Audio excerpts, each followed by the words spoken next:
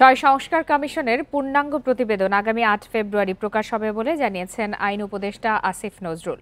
এরপর সংস্কারের বিভিন্ন সুপারিশ নিয়ে এ মাসেই রাজনৈতিক দলগুলোর সঙ্গে আলোচনা শুরু হবে। বিকালে রাজধানীর ফরেন সার্ভিস একাডেমিতে সংবাদ সম্মেলনে একথা জানান তিনি। সেই সাথে জাতীয় ঐকমত্য কমিশনের কাজও শুরু হবে বলে জানান উপদেষ্টা। প্রধান উপদেষ্টা অধ্যাপক ডক্টর মোহাম্মদ ইউনূসের সভাপতিত্বে হবে প্রথম সভা।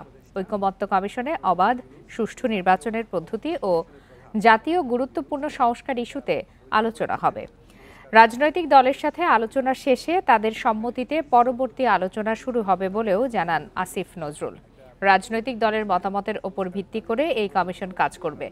গণ অভ্যুত্থানের সমমনা দলগুলোকে আলোচনায় রাখা হবে বলেও জানান তিনি। ৮ ফেব্রুয়ারির পর সংস্কার কমিশনের কাজ শেষ হবে। এই কমিশনের সদস্যরা ঐকমত্য কমিশনে কাজ করবেন।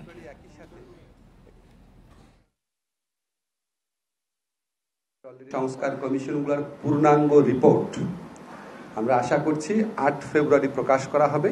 রাজনৈতিক দল গণ অভ্যুত্থানের পক্ষের সকল শক্তির সাথে আলোচনা এবং সমঝোতা ক্রমে জাতীয় ঐকমত্য কমিশনের প্রথম আনুষ্ঠানিক বৈঠক অনুষ্ঠিত হবে। আমরা আশা করছি এটা ফেব্রুয়ারির মাঝামাঝি সময় অনুষ্ঠিত হবে।